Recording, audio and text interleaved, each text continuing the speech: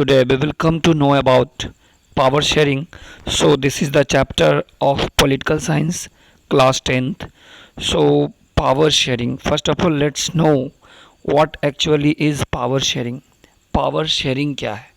So as the topic is clear कि power को share करना है यानी डिवाइड करना है ना, यानी ये मानना है कि पावर अगर एक हाथ में होगा, वन हैंड में कंसंट्रेटेड होगा, तो वो डिक्टेटरशिप का रूप ले सकता है ना। सो पावर का डिवीज़न होना, पावर की शेयरिंग होनी, ये ज़रूरी है लोकतंत्र के अंदर, डेमोक्रेसी के अंदर। Okay, so let's begin the NCERT explanation in Hindi. So first let's know about Belgium and Sri Lanka. Okay, so Belgium और श्रीलंका के बारे में हम जानेंगे। बेल्जियम एक छोटा सा देश है, कहाँ का? यूरोप का, जिसका एरिया जो है वो हरियाणा से भी छोटा है। अगर इसकी बॉर्डर कंट्री की बात करें तो फ्रांस है, नीदरलैंड है, जर्मनी है, लग्जमबर्ग है ना। और इसकी जनसंख्या लगभग 1 करोड़ है, लगभग हरियाणा की जो जनसंख्या उसका आधा। अब बात करते हैं इथनिक कंपोजिशन की। सो इथनिक कंपोजिशन इस देश का ना बहुत ज़्यादा कॉम्प्लेक्स है, बहुत ज़्यादा जटिलता है यहाँ पे इसकी कंपोजिशन में। कंट्री की जो पूरी आबादी है उसका 59% जो है आपका कहाँ पे रहता है? फ्लेमिश रीजन में रहता है ना। और वो क्या बोलते हैं? डच बोलते हैं। डच हॉलैंड के रहने वाले को कहते हैं, और नीदरलैंड जिसका नया नाम है। और यहाँ की जो भाषा है वो डच है। बचा हुआ जो 40% है वो वालोनिया रीजन में रहते हैं और क्या बोलते हैं? फ्रेंच बोलते हैं। और 1% जो बच गया वो बेल्जियन भाषा बोलते हैं, सॉरी बेल्जियन है, और वो क्या बोलते हैं? जर्मन भाषा बोलते हैं। बेल्जियम की जो राजधानी है ब्रुसेल्स, कैपिटल सिटी है, और यहाँ पे 80% लोग जो हैं वो फ्रेंच भाषा बोलते हैं, और 20% जो है वो डच स्पीकिंग पीपल है ना। यानी ये कैपिटल सिटी का बिल्कुल उलट। अब देखिए, जो माइनॉरिटी फ्रेंच स्पीकिंग है, यानी जो अल्पसंख्यक फ्रांसीसी भाषा बोलने वाले लोग हैं, वो थोड़ा रिच है और पावरफुल है। अब डच स्पीकिंग कम्युनिटी जो है ना, जिसको इकोनॉमिक डेवलपमेंट और एजुकेशन बाद में मिला, यानी आर्थिक रूप से इनको विकास और इनको शिक्षा बाद में मिली, तो इनको थोड़ा सा इनसे दिक्कत है ना। अब इसकी वजह से इनके बीच में आपसी टेंशन्स है, इन कम्युनिटी के बीच में। किसके बीच में? डच स्पीकिंग कम्युनिटी और फ्रेंच स्पीकिंग कम्युनिटी के बीच में आपसी टेंशन है। ओके, सो 1950s और 60s के पास ये टेंशन देखने को मिला। टेंशन इन दोनों कम्युनिटी के बीच में इतना ज़्यादा है, कहाँ पे? ब्रुसेल्स के अंदर में। Brussels present special problem. Brussels के अंदर एक विशेष तरह की प्रॉब्लम है, समस्या है। वहाँ ये है कि डच स्पीकिंग कम्युनिटी जो है ना, डच स्पीकिंग पीपल, वो देश भर के अंदर में तो बहुमत में है, बहुसंख्यक में है, लेकिन वो राजधानी के अंदर में यानी ब्रुसेल्स के अंदर में कम आबादी में है, अल्पसंख्यक समाज है। अब ये तो थी आपकी बेल्जियम की कहानी। अब हम जानते हैं श्रीलंका के बारे में, दूसरा देश है ना श्रीलंका के बारे में। श्रीलंका एक आइलैंड नेशन है। आइलैंड नेशन कहने का मतलब वो देश जो कि चारों तरफ से पानी से घिरा हो, है ना।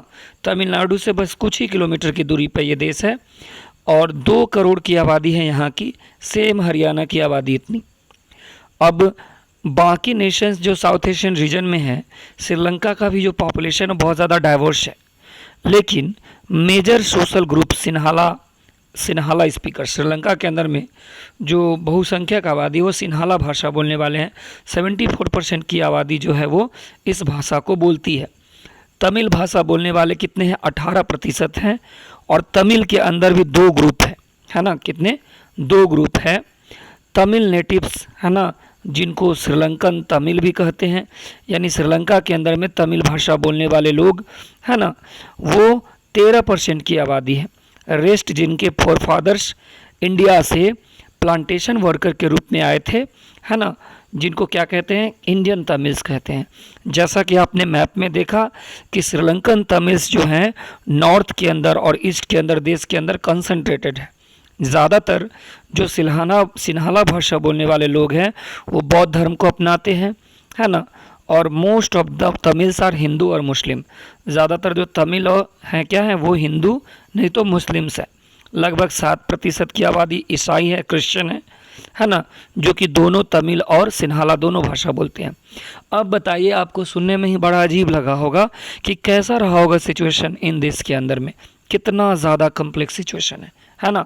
बेल्जियम के की बात करें तो बेल्जियम के अंदर में जो डच कम्युनिटी है ना, वो अपना संख्या का जो फ़ायदा है वो ले सकता है, और वो चाहे तो अपना विल वो किस पे, फ्रेंच कम्युनिटी पे और जर्मन कम्युनिटी पे थोप सकता है। इससे क्या होगा, इससे कम्युनिटीज़ के बीच में आपसी झंझट और बढ़ेगा, और इससे हो सकता है कि देश का विभाजन भी हो जाए। बोथ द साइड्स दोनों क्या करेंगे, ब्रुसेल्स के ऊपर अपना कंट्रोल स्थापित करने की कोशिश करेंगे। श्रीलंका के अंदर में सिन्हाला कम्युनिटी वो बिगर मेजोरिटी को एंजॉय कर रही है बेल्जियम की तुलना में, है ना, और वो चाहे तो अपना पूरा विल जो है वो इंटायर कम्युनिटी पे थोप सकता है। अब हम देखते हैं कि इन दो देशों में क्या हुआ। अब तो हमने पढ़ा कि प्रॉब्लम क्या है इन दोनों देश में, बेल्जियम की समस्या क्या है, श्रीलंका की समस्या क्या है। अब हम पढ़ेंगे श्रीलंका की समस्या की वजह से वहाँ पे एक समस्या उत्पन्न होती है मेजोरिटेरियनिज्म की। अब ये मेजोरिटेरियनिज्म क्या है, इसको बोलते हैं बहुसंख्यकवाद। श्रीलंका के बारे में आप एक बार और जान लो कि 1948 में श्रीलंका आज़ाद हुआ। यहाँ के जो नेता थे सिन्हाला कम्युनिटी के, उन्होंने कोशिश किया कि सरकार के ऊपर बहुसंख्यक आबादी होने के नाते क्या किया जाए, अपना दबदबा बनाया जाए, वर्चस्व बनाया जाए। परिणाम ये हुआ कि डेमोक्रेटिकली इलेक्टेड गवर्नमेंट यानी लोकतांत्रिक तरीके से चुनी हुई सरकार ने मेजोरिटेरियन पॉलिसी को अपनाया। मेजोरिटेरियन का मतलब बहुसंख्यकवाद, है ना, यानी जो संख्या में ज़्यादा उसने अपनी पॉलिसी अपनाया। क्या किया, सिन्हाला सुप्रीमेसी का, यानी सिन्हाला का दबदबा। 1956 के अंदर में एक कानून पास हुआ जिसके तहत सिन्हाला को वहाँ का ऑफिशियल लैंग्वेज घोषित कर दिया गया, यानी तमिल भाषा को कम्प्लीटली इग्नोर कर दिया गया। सरकार ने प्रेफरेंशियल पॉलिसी अपनाई, कहने का मतलब पक्षपात वाली नीति अपनाई, जिसके तहत सिन्हाला एप्लीकेंट्स जो थे विश्वविद्यालयों के पोजीशंस के लिए और सरकारी नौकरी के लिए, उनको विशेष रूप से क्या मिला, है ना, समर्थन मिला। एक नया संविधान जिसने क्या किया, स्टेट की रक्षा की और बुद्धिज़्म को क्या किया, प्रमोट किया। अब देखिए, ये जो सारे सरकारी मेजर्स थे एक के बाद एक धीरे धीरे, है ना, एलियनेशन यानी श्रीलंकन तमिल्स के अंदर एलियनेशन की भावना को क्या कर रहे थे, बढ़ा रहे थे। उनको लगा कि none of the major political parties, यानी जितनी भी पॉलिटिकल पार्टीज़ है, इनमें से कोई भी या इनके कोई भी नेता, है ना, जिनका नेतृत्व बुद्धिस्ट सिन्हाला लीडर कर रहे हैं, ये इनमें से कोई भी इनके प्रॉब्लम्स को सॉल्व करने के लिए इच्छुक नहीं है। ना ही इनके लैंग्वेज, ना ही इनके कल्चर को किसी तरह का, है ना, ध्यान इन पे देने की वो कोशिश कर रहे हैं। उनको लगा कि संविधान और सरकार दोनों की नीतियाँ उनको समान राजनीतिक अधिकार देने में अक्षम है ना, इनके साथ भेदभाव हुआ है, जॉब्स में, अपॉर्चुनिटीज़ में, है ना, उनके इंटरेस्ट को क्या किया गया है, इग्नोर कर दिया है ना। अब हम देखेंगे कि परिणाम क्या होता है कि अब सिन्हाला और तमिल के बीच में, है ना, तनाव बढ़ जाता है। श्रीलंकन तमिल क्या करते हैं, वो अपनी एक पार्टी बनाते हैं, है ना, और तमिल को भी ऑफिशियल लैंग्वेज का दर्जा मिले, इसके लिए वो कार्यरत रहते हैं। उनकी मांग होती है कि उनको रीजनल ऑटोनॉमी मिले, जितना तक उनका इलाका है उस इलाके को स्वायत्तता मिले, ऑटोनॉमी मिले, है ना, और बाकी कम्युनिटीज़ की तरह उन्हें भी इक्वालिटी ऑफ अपॉर्चुनिटी मिले, यानी अवसर की समानता मिले शिक्षा लेने में और जॉब्स ग्रहण करने में, है ना, जॉब वगैरह लेने में। लेकिन उनकी जो मांग होती है ना, ऑटोनॉमी की, वो तमिल्स के द्वारा क्या किया जाता है, यानी तमिल्स की जो मांग होती है बार बार इनकार दी जाती है। 1980 के अंदर में बहुत सारे जो पॉलिटिकल ऑर्गेनाइजेशंस थे, उन्होंने मतलब क्या किया, एक नया स्टेट मांगा, इंडिपेंडेंट तमिल एलम मांगा, नॉर्दर्न और ईस्टर्न पार्ट ऑफ श्रीलंका के अंदर, है ना। लेकिन अब क्या होता है कि अब देखिए, दोनों कम्युनिटी के बीच में जो ये अविश्वास है, यह कन्फ्लिक्ट का रूप ले लेता है, झंझट का रूप लेता है, और जल्द ही ये सिविल वॉर यानी गृह युद्ध श्रीलंका के अंदर आपको देखने को मिलता है। परिणाम स्वरूप क्या होता है कि हज़ारों की तादाद में जो कम्युनिटीज़ दोनों तरफ से लोग मारे जाते हैं, बहुत से परिवारों को देश छोड़ने के लिए मजबूर किया जाता है और देश छोड़ करके दूसरे देशों में ये शरणार्थी के रूप में अपना जीवन यापन खो करके चले जाते हैं। आपने क्लास चैप्टर 10 में पढ़ा श्रीलंका के बारे में, क्योंकि श्रीलंका का बहुत ही बेहतरीन रिकॉर्ड रहा है इकोनॉमिक डेवलपमेंट का, एजुकेशन का, हेल्थ का, लेकिन सिविल वॉर के आने के कारण वहाँ पे बहुत सारी समस्या आ जाती है, जिसके कारण सोशल, कल्चरल और इकोनॉमिक लाइफ जो है देश का तबाह हो जाता है और 2009 में ये सब समाप्त हो जाता है। ये थी श्रीलंका की केसेस, यानी श्रीलंका ने क्या किया, अपने प्रॉब्लम को और बड़ा प्रॉब्लम बना दिया, जिसके कारण श्रीलंका को तबाही झेलना पड़ा। अब हम बात करते हैं बेल्जियम। बेल्जियम अपने डाइवर्सिटी को कैसे देखता है? तो बेल्जियम एक तरफ श्रीलंका मेजोरिटेरियनिज्म को अपनाता है और दूसरी तरफ बेल्जियम क्या करता है, उसी प्रॉब्लम को एकोमोडेट करता है, उसी डाइवर्सिटी को एकोमोडेट करता है। अब देखिए, बेल्जियम के रहने वाले बेल्जियम जो नेता है बेल्जियन नेता, अब वो एक अलग रास्ता अपनाते हैं। वो रीजनल डिफरेंसेज के एग्जिस्टेंस को इग्नोर नहीं करते हैं, बल्कि उनको पहचान देते हैं, कल्चर डाइवर्सिटी को पहचान देते हैं। 1970 से लेकर के 1993 के बीच में 23 साल के अंदर वह अपना संविधान 4 बार बदलते हैं, है ना, ताकि एक ऐसा अरेंजमेंट हो सके जिसके अंदर हर कोई एक देश के अंदर शांति सुकून से रह सके, है ना। वो जो अरेंजमेंट बनाते हैं वो बाकी देश से बहुत अलग होता है और बहुत ज़्यादा इनोवेटिव होता है, बहुत ज़्यादा क्रियात्मक होता है ना। अब बेल्जियन मॉडल को लेकर के कुछ बातें हैं, कुछ तत्व है जिनको जानने की हम कोशिश करते हैं। देखिए, बेल्जियम के संविधान के अंदर में number of Dutch and minister क्या होगा, इक्वल होगा, यानी केंद्र में संख्या आपकी जितनी भी है, लेकिन केंद्र के अंदर में डच बोलने वाले और फ्रेंच बोलने वाले दोनों मंत्रियों की संख्या क्या होगी, बराबर होगी। कुछ विशेष कानून बनाए जाएंगे, है ना, जिसको मेजोरिटी की ज़रूरत पड़ेगी, है ना, हर लिंग्विस्टिक ग्रुप से, हर भाषा को बोलने वाले समूह से, है ना। No single community can make decision unilaterally, यानी बेल्जियम के अंदर कोई भी एक कम्युनिटी, है ना, एक तरफा फैसला नहीं ले सकता, यानी किसी भी फैसले के लिए आपको हर किसी की सुननी पड़ेगी, हर किसी की सहमति लेनी पड़ेगी। अब क्या है कि बहुत से पावर जो है सेंट्रल गवर्नमेंट के, वो किसको दे दिए गए, स्टेट गवर्नमेंट को दे दिए, देश के दोनों इलाके के स्टेट गवर्नमेंट को दे दिए गए। अब स्टेट गवर्नमेंट क्या है, इस केस में सबऑर्डिनेट नहीं है सेंट्रल गवर्नमेंट का, जूनियर नहीं है। अब बात करते हैं ब्रुसेल्स के अंदर में इन्होंने क्या किया। ब्रुसेल्स के अंदर में इन्होंने एक सेपरेट गवर्नमेंट बनाया, जिसके अंदर में दोनों कम्युनिटी को इक्वल रिप्रेजेंटेशन मिला, बराबर की भागीदारी मिली। फ्रेंच स्पीकिंग पीपल ने इक्वल रिप्रेजेंटेशन ब्रुसेल्स के अंदर में अपना लिया, क्योंकि डच स्पीकिंग कम्युनिटी, जो डच भाषा बोलने वाला जो कम्युनिटी था, है ना, उसको क्या है, इक्वल रिप्रेजेंटेशन सेंट्रल गवर्नमेंट के अंदर मिला था, है ना। अब इन सब से हट करके, सेंट्रल और स्टेट गवर्नमेंट से हट करके, आपको वहाँ पे तीसरी तरह की सरकार देखने को मिली, जिसको क्या कहा गया, कम्युनिटी गवर्नमेंट कहा गया। अब ये वो लोग चुनते हैं जो लैंग्वेज कम्युनिटी से होते हैं, Dutch, French, German speaking, no matter वो कहाँ रहते हैं, है ना। सरकार के पास पावर है। अब ये जो कम्युनिटी गवर्नमेंट है, इसके पास स्पेशल पावर है, कल्चर को लेकर के, शिक्षा को लेकर के और भाषा संबंधी मुद्दों को लेकर के।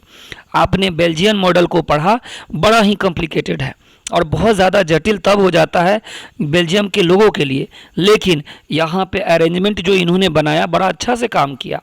और सिविक स्ट्राइप दोनों कम्युनिटी के बीच में किसी तरह का फ्यूचर में फर्दर विवाद आपको देखने को नहीं मिला, और ना ही भाषा के आधार पे आपको, है ना, डिवीज़न देखने को मिला। बहुत सारे देश जो यूरोप के थे, उन्होंने इकट्ठे आकर के, है ना, came together to form the European Union. और जब उन्होंने यूरोपियन यूनियन बनाया ना, तो ब्रुसेल्स को ही अपना हेडक्वार्टर चुना, क्योंकि ब्रुसेल्स इस जमाने के अंदर में, नए जमाने के अंदर में एक इनोवेटिव गवर्नमेंट दे रहा था, अपनी पॉलिटिकल मैच्योरिटी को दुनिया के सामने प्रस्तुत कर रहा था। हमने इन दोनों केस से पे क्या पढ़ा, क्या सीखा हमने दोनों चीज़ों से? बेल्जियम की कहानी से क्या सीखा, श्रीलंका से क्या पता लगा? दोनों तो दुनिया का लोकतंत्र था, दोनों के अंदर डेमोक्रेसी थी, फिर भी दोनों ने पावर शेयरिंग को अलग अलग तरह से लिया। बेल्जियम ने क्या किया, है ना, बेल्जियम के नेता को लगा कि देश की एकता तभी संभव है जब हम क्या करेंगे, अलग अलग कम्युनिटीज़ के फीलिंग्स और इंटरेस्ट का सम्मान रखेंगे और उनके रीजन्स का सम्मान रखेंगे। ऐसा रियलाइजेशन, है ना, mutually acceptable arrangement for sharing power, दोनों तरफ से पावर शेयरिंग को लेकर के एक्सेप्टेंस। श्रीलंका एक बिल्कुल विरोधाभास वाला उदाहरण पेश करता है।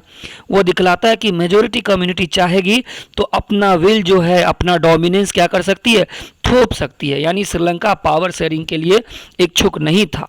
इससे क्या होगा, देश की एकता और अखंडता क्या हो जाएगी, कॉम्प्रोमाइज हो जाएगी, है कि नहीं। सो अब जो अगला टॉपिक है that is why power sharing is desirable, यानी पावर शेयरिंग क्यों डिजायरेबल है ना, क्यों जरूरी है लोकतंत्र के अंदर में। तो दो कारण है पावर शेयरिंग को लेकर के हम दे सकते हैं। पहला ये कि पावर शेयरिंग इसलिए ज़रूरी है क्योंकि इससे अलग अलग कम्युनिटी के बीच में कन्फ्लिक्ट कमता है ना। सोशल कन्फ्लिक्ट की वजह से, सामाजिक झंझट की वजह से कई बार वायलेंस होती है, और वायलेंस की वजह से पॉलिटिकल इनस्टेबिलिटी, हिंसा से राजनीतिक अस्थिरता पैदा होती है। यानी पावर शेयरिंग क्या है, पावर शेयरिंग सबसे अच्छा तरीका है अगर हम पॉलिटिकल ऑर्डर की स्टेबिलिटी को बनाए रखे तो। यानी मेजोरिटी के विल को थोपना माइनॉरिटी के ऊपर अच्छा तो लगता है, देखने में अट्रैक्टिव ऑप्शन लगता है, वो भी शॉर्ट रन के लिए, लेकिन लंबे समय के लिए देश की एकता और अखंडता क्या हो जाती है, अंडरमाइन हो जाती है। क्लियर है। अब क्या है कि टायरनी ऑफ द मेजोरिटी, यानी बहुसंख्यक आबादी की तानाशाही अल्पसंख्यक आबादी के लिए क्या होती है, अत्याचारी साबित होती है। और कई बार ये देश की, है ना, it often brings ruin to the majority, यानी ये बहुसंख्यक आबादी को बर्बाद कर देता है। दूसरा और सबसे गहरा कारण क्या है कि why power sharing is good for democracy, यानी पावर शेयरिंग लोकतंत्र के लिए क्यों सही है। Power sharing is very spirit of democracy, यानी कि पावर शेयरिंग जो है वो लोकतंत्र की आत्मा है ना। डेमोक्रेटिक रूल यानी लोकतांत्रिक शासन जो है उसमें पावर शेयरिंग तो होगा ही होगा, जब आपको उसका एक्सरसाइज देखने को मिलेगा, और जो इसके असर के साथ रहते हैं लोगों के पास ये अधिकार है कि उनके साथ कैसे कंसल्ट किया जाए और उन पे कैसे शासन किया जाए। एक लेजिटिमेट गवर्नमेंट वही है, एक जागरूक सरकार वही है जहाँ पे नागरिकों को पार्टिसिपेशन के जरिए सरकार में कितनी भागीदारी है उन्हें पता चले। अब क्या करते हैं कि let us call the first set of reason prudential. पहला सेट ऑफ रीजन को हम क्या कहते हैं, प्रूडेंशियल, और दूसरा रीजन को क्या कहें, मोरल कह सकते हैं। वाइल प्रूडेंशियल रीजन जो है आपका पावर शेयरिंग पे स्ट्रेस डालता है कि वह आपको बेटर रिजल्ट देगा। मोरल रीजन क्या कहता है कि पावर शेयरिंग वैल्यूएबल है, पावर शेयरिंग मूल्यवान है ना। पावर शेयरिंग से आपको जो रिजल्ट देखने को मिलेगा बहुत ही शानदार देखने को मिलेगा, है ना। अब जो अगला टॉपिक है that is forms of power sharing. Power sharing के क्या क्या रूप हो सकते हैं, है ना। So idea of power sharing has emerged in opposition to the notion of undivided political power, है ना। यानी जो पावर शेयरिंग का आइडिया है किस विचार के विरोध में, अनडिवाइडेड पॉलिटिकल पावर, यानी कि आप किसी पावर को बांटना नहीं चाहे। पावर शेयरिंग इसका बिल्कुल विपरीत है। लंबे समय तक ऐसा माना गया कि सरकार का सारा पावर एक हाथ के अंदर, एक ग्रुप के अंदर, एक व्यक्ति के अंदर होना चाहिए, एक जगह पे कंसंट्रेटेड होना चाहिए, है ना। इसको डिस्पर्स नहीं करना चाहिए, यानी क्योंकि अगर हम ऐसा करते हैं तो क्विक डिसीजन नहीं ले पाएंगे, है ना। लेकिन अब ये नोशंस बदले हैं, जब से लोकतंत्र आया है ये नोशन बदला है। यानी लोकतंत्र का सबसे मूल सिद्धांत यही है कि people are the source of all political power, यानी सारी राजनीतिक शक्तियों का यूनिट, इकाई कौन है, पीपल है। डेमोक्रेसी के अंदर लोग शासन करते हैं खुद पे संस्थानों के जरिए, और अच्छे लोकतांत्रिक सरकारों के अंदर सम्मान भी मिलता है डाइवर्स ग्रुप्स को, है ना। Everyone has a voice in the shaping of public policies, हर किसी की आवाज़ होती है सरकारी नीतियों को, है ना, आकार देने में। इसीलिए इन डेमोक्रेसी पॉलिटिकल लोकतंत्र के अंदर में राजनीतिक पॉलिटिकल पावर क्या होना चाहिए, वो नागरिकों के अंदर जितना ज़्यादा बंटवारा कर सके उतना ज़्यादा करना चाहिए। आधुनिक लोकतंत्र के अंदर में पावर शेयरिंग अरेंजमेंट जो है अलग अलग रूप ले सकता है ना। इनके बारे में हम चले थोड़ा पढ़ते हैं। पहला है कि power is shared among different organs of state, यानी जो पावर है सरकार के अलग अलग ऑर्गन्स के बीच में बढ़ता है, जैसे लेजिस्लेचर, एग्जीक्यूटिव और जुडिशियरी। अब इसको हम क्या कहते हैं, हॉरिजॉन्टल डिस्ट्रीब्यूशन ऑफ पावर कहते हैं। क्यों? क्योंकि डिफरेंट ऑर्गन्स ऑफ गवर्नमेंट, है ना, सरकार के अलग अलग अंग है ना, वो सेम लेवल पे है। लेजिस्लेचर हो, एग्जीक्यूटिव हो और जुडिशियरी हो, सबका स्तर एक जैसा ही है ना। इस तरह का जो सेपरेशन है, इसमें किसी को अनलिमिटेड पावर नहीं दिया गया, असीम शक्ति नहीं दी गई है। हर ऑर्गन एक दूसरे पे चेक रखता है, हर ऑर्गन एक दूसरे पे चेक रखता है। इससे बैलेंस ऑफ पावर अलग अलग संस्थानों के बीच में मेंटेन रहता है। लास्ट ईयर हमने पढ़ा था लोकतंत्र के अंदर मिनिस्टर्स और गवर्नमेंट अधिकारी वो क्या करते हैं, पावर को एक्सरसाइज करते हैं, वो जिम्मेवार होते हैं पार्लियामेंट और राज्य की विधानसभाओं के प्रति। ठीक उसी तरह से जजेस जो होते हैं, जो एग्जीक्यूटिव के द्वारा अपॉइंट होते हैं, नियुक्त होते हैं, वो भी एग्जीक्यूटिव की फंक्शनिंग को चेक करते हैं, कार्यकारिणी के काम को चेक करते हैं, और जो कानून बनता है लेजिस्लेचर के द्वारा उसको भी चेक करते हैं। इसीलिए इसे हम क्या कहते हैं, system of check and balance कहते हैं। दूसरी पॉइंट क्या है कि power can be shared among different government at different levels, है ना। जैसे एक गवर्नमेंट होगी पूरे देश के लिए, दूसरा प्रोविंसेज और रीजनल लेवल के लिए होगा, जिसको लेकर के आप फेडरलिज्म पढ़े हैं, फेडरलिज्म वाले में।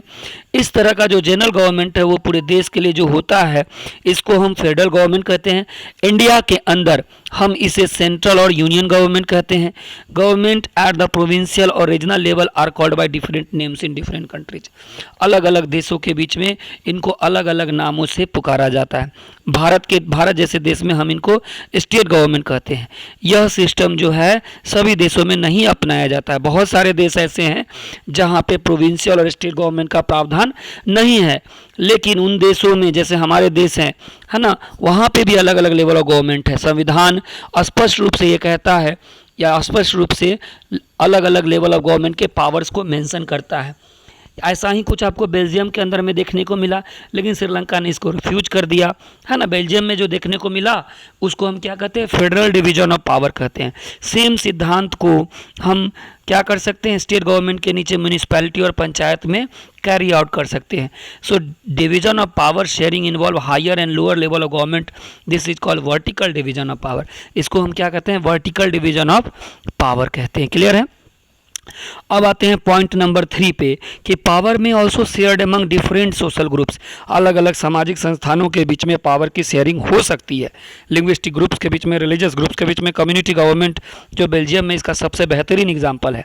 कुछ देशों में तो संवैधानिक और कानूनन व्यवस्थाएं की गई हैं जहां पे सोशली वीकर सेक्शन और महिलाओं को लेजिस्लेचर में क्या किया गया है, रिप्रेजेंट करने के लिए स्पेशल प्रावधान किए गए हैं, है ना। एडमिनिस्ट्रेशन में भी लास्ट ईयर हमने पढ़ा था रिजर्व कॉन्स्टिट्यूएंसी के बारे में, आरक्षित निर्वाचन क्षेत्र के बारे में, असेंबली और पार्लियामेंट के अंदर। इस तरह का जो अरेंजमेंट है वो कहीं ना कहीं सरकार और प्रशासन के अंदर में अलग अलग सोशल ग्रुप को स्थान देता है ना। अब क्या है कि who otherwise would feel an, ताकि कोई सरकार से अलग महसूस न करे। ये जो मेथड है वो माइनॉरिटी कम्युनिटी को फेयर शेयर देता है पावर के अंदर। यूनिट 2 में हम लोग इसको पढ़ेंगे। फोर्थ पॉइंट कहता है कि पावर शेयरिंग अरेंजमेंट जो है आप पॉलिटिकल पार्टी, प्रेशर ग्रुप्स और मूवमेंट इनमें देख सकते हैं, है ना। डेमोक्रेसी के अंदर में नागरिकों के पास फ्रीडम होना चाहिए ताकि वो पावर किसको दे, कंटेम्प्रेरी डेमोक्रेसी में यानी समकालीन लोकतंत्र के अंदर में यह जो है कंपटीशन आपको अलग अलग पार्टियों के बीच में दिखेगा। वैसा कंपटीशन जो है पावर ये दिखलाता है कि पावर एक हाथ में नहीं रहता। लंबे समय के लिए power is shared among different political parties, है ना, जो कि अलग अलग विचारधारा और सामाजिक समूह को रिप्रेजेंट करते हैं। कभी कभी इस तरह का जो शेयरिंग है वो डायरेक्ट होता है, जब दो पार्टियां गठबंधन बनाते हैं तब चुनाव लड़ते हैं। अगर उनका अलायंस चुन लिया जाता है तो वो कोलिशन गवर्नमेंट बनाते हैं, है ना, और तब पावर शेयरिंग करते हैं। लोकतंत्र के अंदर हम इंटरेस्ट ग्रुप्स को देखते हैं, ट्रेडर का, बिजनेसमैन का, इंडस्ट्रियलिस्ट का, फार्मर का, वर्कर का, है ना, वो भी गवर्नमेंट के अंदर अपना पावर शेयर करते हैं, या तो पार्टिसिपेशन के जरिए या फिर अपना असर डालते हैं डिसीजन मेकिंग प्रोसेस में। यूनिट 3 में हम लोग इसके बारे में पढ़ेंगे। क्लियर है। अब क्या है, so this is the end of the chapter. I think we have discussed the complete chapter. That's all. So in the next chapter we will discuss about gender, religion and caste. That video will be uploaded soon. Thank you and have a nice day. Okay.